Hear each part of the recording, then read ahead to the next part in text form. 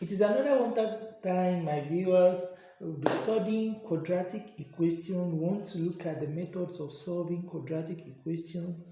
And before that, we need to know what a quadratic equation. Quadratic equation of variable x is any equation that contains square term x squared and can be rearranged in the form ax squared plus bx plus c is equal to 0, where a, b, and c can be any real number, but a must not be equal to 0. These are examples of quadratic equation. Can be 3x squared plus 5x plus 3 is equal to 0. It can even be in the form of fractional term. 3x over 2 is equal to x squared plus 1 over 3. Once we can liken to relate which value assume a, b, and c in that quadratic equation, and it is in that general form, it is a quadratic equation. So we'll look at almost 7 methods listed here. We even have more than this, but the first 2 potential methods that can solve any forms of quadratic equation are completing the square method and quadratic formula method. Other methods listed here has a limitation because not all quadratic equations can be factorized, not all of them have a perfect square, or all of them can stand on a two-dimensional plane of a graphical method.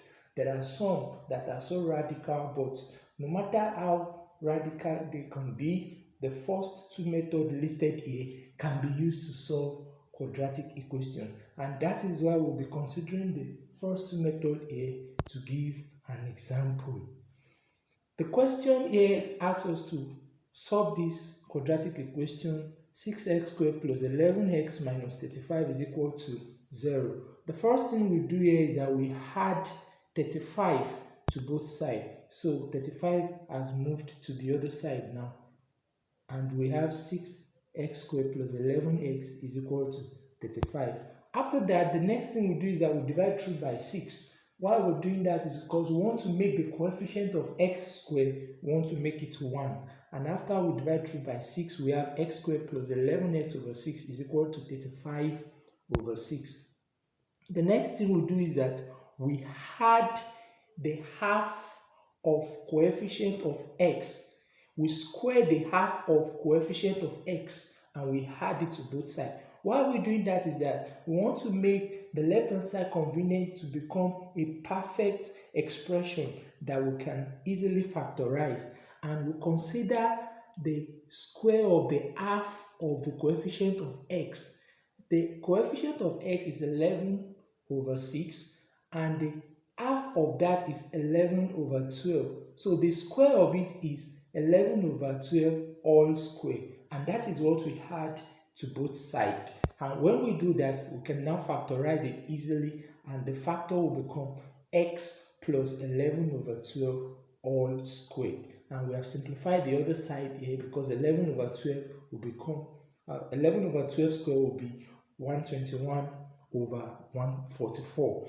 Then we proceed to take the square root of both sides. After we've taken the square root of both sides, the square root at the left hand side, the square at the left hand side will cancel out the square root, and there will be an emerged square root at the right hand side, just like we have it here. And the next thing we do is that we take the LCM of the expression inside the square root, and when we take the LCM, which is 144, and we further simplify it to look for how many 6 do we have in 144, and that is 24 if I'm not mistaken, and we use it to multiply 35.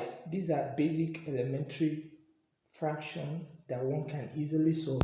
And after that, we move that 11 over 12 at the left hand side, we move it to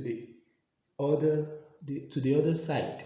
And even before we move that, we first add 840 plus 121,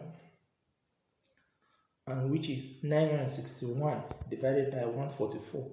Then we simplify the square root of 961 over 144, which is 31 over 12, and we at the same time move that of 11 over 12 from left hand side to the right hand side. It's as if we subtract it from both sides, so it emerged at the right hand side.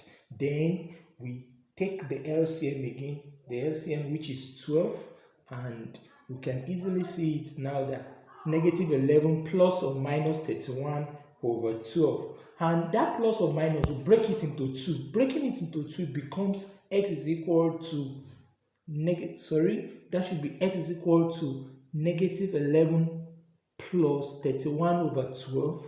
X is equal to negative 11 minus 31 over 12. So that is the two forms, and that is the two roots of this equation, and we'll further simplify it to have the final answer, which is 20 over 12 and negative 42 over 12, and it finally becomes 5 over 3 and negative 7 over 2. Let's take note of this is how we go by completing the square method. But if it were to be the formula method will just directly substitute all those values into the formula, because we already have the formula to be x is equal to minus b plus or minus root b squared minus 4ac all over 2a. Then we can see that the value of a is 6, the value of b is 11, and the value of c is negative 35. We directly substitute it into that formula, then we simplify it, and we're going to have the results. That is how it is being done. Other methods, just like I said, they have limitations. That is why we cannot go far as expressing them here. So we have considered the first two methods, the completing the square method and the formula method. Thank you so much for listening. Do have a nice